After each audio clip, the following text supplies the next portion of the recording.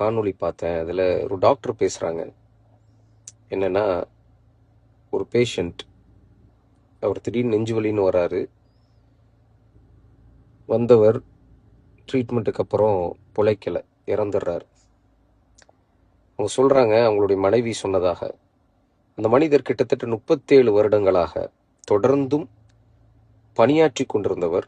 மிக கடுமையான hard worker. வீட்டில் எதுக்குமே நேரம் கொடுக்க மாட்டார். அவருடைய ஹெல்த்துக்கு நேரம் கொடுக்க மாட்டார். அவருடைய மகிழ்ச்சியான தருணங்களுக்கு நேரம் கொடுக்க மாட்டார். அவருக்கு தெரிஞ்சதெல்லாம் வேலை தான். வேலை வேலை வேலை வேலை செய்யணும், சம்பாதிக்கணும், குடும்பத்துக்காக கொடுக்கணும். முடிந்த அளவுக்கு என்னெல்லாம் அந்த உலகத்தில் நாம் பொருளாதாரத்தை கொடுத்து வாங்க முடியுமோ அனைத்தையும் வாங்கணும். ஒரு காலம் வரும், நாம் செட்டில் ஆக வேண்டிய காலம் வரும். அந்த நேரத்தில் நம்ம ரெஸ்ட் எடுத்துக்கலாம். இந்த எண்ணத்தோடையே ஓடிக்கொண்டிருக்கக்கூடியவர் 37 ஆண்டுகளுக்கு பிறகு ரெஸ்ட் எடுக்கலாம் அப்படின்னு ரிட்டையர் ஆகிறார். கொஞ்ச நாள்லேயே தன்னுடைய மனைவி கூட சந்தோஷமான தருணங்களை கழிக்க வேண்டும் என்று நினைத்த, குடும்பத்தோடு இருக்க வேண்டும் என்று நினைத்த அந்த மனிதர் இறந்துடுறார். நிறைய படிப்பினைகள் நமக்கு இருக்கின்றன. இந்த உலகத்தில் பணம் சம்பாதிப்பது மட்டும் நம்முடைய இலக்கு கிடையாது. நாம் ஒருவரிடம் வேலை செய்கிறோம், அல்லது ஒரு கம்பெனியில் வேலை செய்கிறோம் அப்படின்னா, நம்முடைய வேலையை இன்வெஸ்ட்மெண்ட்டாக கொடுத்து தான் நம்ம சம்பாதிக்கிறோம். நம்ம அடிமை அல்ல. நமக்கு சில உணர்வுகள் இருக்குது, நமக்கும் சில வேலைகள் இருக்குது, நமக்கு குடும்பம் இருக்குது, நம்மளை பார்த்துக்கொள்ள வேண்டிய விஷயம் இருக்குது. அஸ் அ முஸ்லீம், ஒரு முஸ்லீமாக நமக்கு இந்த உலகம் மட்டும் முக்கியம் கிடையாது, மறுமை இருக்குது. அது ரொம்ப ரொம்ப முக்கியமானது. இன்னைக்கு முஸ்லீம்களில் பலர், அதுவும் கல்ஃபில் ஒர்க் பண்ணிட்டு இருக்கக்கூடியவங்க, குடும்பத்தை விட்டுட்டு வாழ்க்கையை ஊரில் தொலைச்சிட்டு இங்கே வந்து வெறுமனை சம்பாதிச்சு குடும்பத்துக்கு அனுப்புறதுல மட்டுமே சந்தோஷத்தை பார்க்குறாங்க. அதுவும் லோ ப்ரொஃபைலில் ஒர்க் பண்ணக்கூடிய எத்தனையோ பேரை நம்ம பார்த்துருக்குறோம். ரொம்ப கஷ்டப்பட்டு வேலை பார்க்கக்கூடியவங்களா இருப்பாங்க. பல மணி நேரம் வேலை பார்க்கக்கூடியவர்கள். தண்ணீர் கூட சரியாக குடிக்க மாட்டாங்க, சரியாக சாப்பிட மாட்டாங்க. நல்ல ஆரோக்கியமான சாப்பாடை சாப்பிட்டே அவங்களுக்கு பல நாளாக இருக்கும். எதை அவங்க சாப்பிடணும்னு நினைச்சாலோ, அல்லது ஏதாவது ஒன்று அவங்களுக்காக பண்ணணும்னு நினைச்சாலும், ஏன் இதை நமக்காக பண்ணணும், பேசாமல் நம்ம வீட்டுக்கே பணத்தை அனுப்பிச்சி விட்டுறலாம் அப்படின்னு நினைக்கக்கூடியவர்களாக ஒவ்வொரு நாளும் தன்னுடைய வாழ்க்கையை கழித்து கொண்டிருக்கக்கூடியவர்கள் பல லட்சக்கணக்கான மக்கள் இங்கே இருக்கிறார்கள். வளைகுடா நாடுகளில் இருக்கிறாங்க. அவங்களுக்கு அவங்களுடைய உடல் ஆரோக்கியத்தை பற்றி எந்த ஒரு கவலையும் கிடையாது. அதிலும் பலர் கெட்ட பழக்கங்களோடு இருப்பார்கள். புகைப்பிடிக்கக்கூடியவர்களாக, போயிலை பயன்படுத்தக்கூடியவர்களாக, இப்படி பல கெட்ட பழக்கம் வேற இருக்கும்.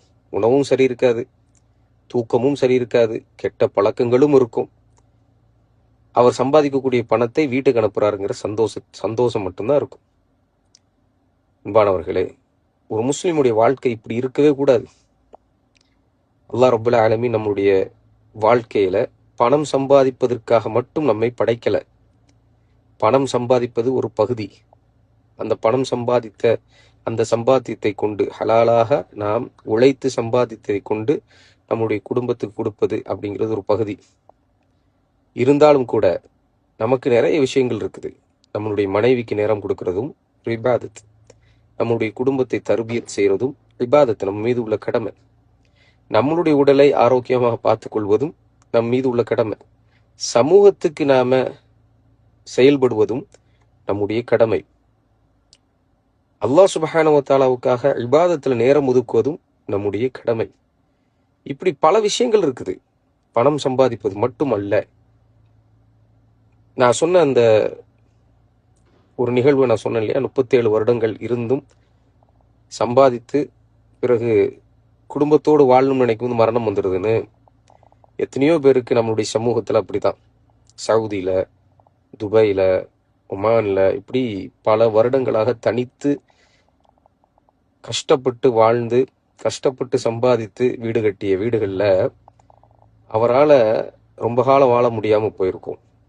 நோய் நொடியோட, பிரச்சனைகளோட போகும் பொழுது சில பேருக்கு மரணம் சமீபமாக ஆயிரும். போய் கொஞ்ச நாள்லேயே மரணிச்சிருவாங்க. ஸோ இந்த வாழ்க்கையில் நம்மளை பார்த்துக்கிறது ரொம்ப ரொம்ப அவசியமானது. நாளைக்கு என்னுடைய வாழ்க்கை என்ன ஆகும்? நான் அல்லாஹ் சுப்ஹானஹு வ தஆலா கேட்டா என்ன பதில் சொல்லுவேன்? என்னுடைய மனைவிக்கு நான் கொடுக்க வேண்டிய உரிமையை கொடுத்துட்டேனா? என்னுடைய பிள்ளைகளுக்கு நான் கொடுக்க வேண்டிய உரிமையை கொடுத்துட்டேனா? என்னுடைய பொருளாதாரத்தை நான் பிறருக்கு சதக்கா செய்யணுமே, அதை சரியா செஞ்சனா? நான் குடும்பத்தோடு வாழ்ந்து குடும்பத்தை தர்பியத் செய்யணுமே, ஒழுங்குபடுத்தணுமே, அதை நான் செய்தேனா? வெறுமன பணம் சம்பாதிப்பதற்காக மட்டும் ஓடிக்கொண்டிருந்தால் என்னுடைய நிலை என்ன என்பதை சிந்திக்கணும்.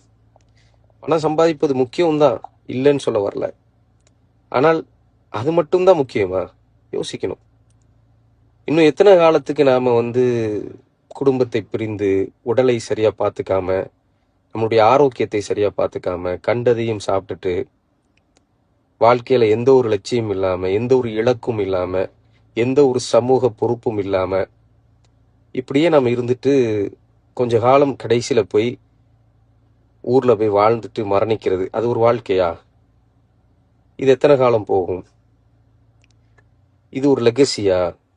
இந்த மாதிரியான சுவடுகளை தான் நம்மளுடைய பின்னாடி வரக்கூடிய நம்மளுடைய பிள்ளைகளுக்கு நம்ம விட்டு செல்றோமா? யோசிச்சு பாருங்க. ஆகவே இந்த நிலை மாற வேண்டும். படித்தவர்கள் கூட அப்படிதான் இருக்கிறோம். பணம் பணம் பணம் பணம். வேலை செய்யக்கூடிய ஆபீஸ்ல கூட உடல் ஆரோக்கியத்தை பத்திலாம் நமக்கு சிந்தனையே கிடையாது. எதை பற்றி நமக்கு சிந்தனை கிடையாது.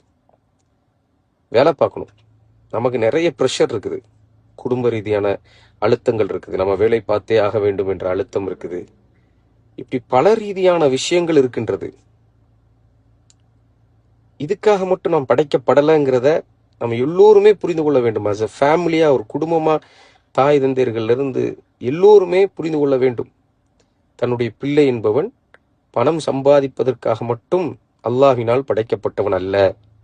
அவனுக்கு ஒரு வாழ்க்கை இருக்கு, அவனுக்கு ஒரு சந்தோஷம் இருக்கு, அவனுக்கு ஒரு மகிழ்ச்சி இருக்குது, அவனுக்கு இபாதத் இருக்குது, அவனுக்கு ஒரு தேடுதல் இருக்குது. அவனுடைய வாழ்க்கையில சில முடிவுகள் எடுக்கிறதுக்கு உரிமை படைச்சவனா இருக்கிறான். இதெல்லாம் தாய் தந்தையர்கள் புரிஞ்சுக்கணும், பிள்ளைகள் புரிஞ்சுக்கணும். சுப்ஹானல்லாஹ். அல்லாஹ் ரப்பல் ஆலமீன் இந்த மரணம் அப்படிங்கக்கூடிய ஒன்றை கொண்டு படிப்பினைகளை தருவானாக. நம்முடைய வாழ்க்கையில மரணம் சமீபமாக இருக்கின்றது. நம்மளுடைய கடமைகளை முடித்து கொண்டிருக்கிறோமா, சரியா இருக்கிறோமா அப்படிங்கிறத நாம திருப்பி நாம பார்க்க வேண்டிய சூழல் இருக்குது. ஏன்னா மரணம் வந்ததுக்கு பிறகு கொஞ்ச நாள் டைம் தாயா அல்லாஹ். சிலரெல்லாம் வேலை வேலை வேலைன்னு தொழுகை கூட விட்டுருவாங்க. அல்லாஹ் நம்மளை பாதுகாக்கணும். இபாதத்து கூட மறந்த ஒரு வேலை. என்ன வேலை? அப்படி ஒரு பொருளாதாரம், என்ன பொருளாதாரம் அப்படிங்கிறத நம்ம சிந்திக்கிறதே இல்லை. அல்லாஹ் சுப்ஹானஹு வ தஆலா பாதுகாக்கணும். மரண தருவாயில சிலர் கேட்பாங்க, ரப்பிர்ஜிஊன், யா அல்லாஹ் என்னை மீண்டும் அனுப்பு உலகத்துக்கு. நான் நல்ல அமல்களை செய்து கொள்கின்றேன், நீ தந்த பொருளாதாரத்தை சதக்கா கொடுக்குறேன், அனுப்பு. இல அஜலின் கரீப், ஒரு குறிப்பிட்ட காலம், ஒரு கொஞ்ச காலமாவது என்னை அனுப்பு யா அல்லாஹ், இந்த உலகத்துல நல்லபடியாக வாழ்ந்துட்டு வரேன்னு சொல்லிட்டு கெஞ்சுவாங்க. ஆனா அந்த வாய்ப்பு கொடுக்கப்படாது.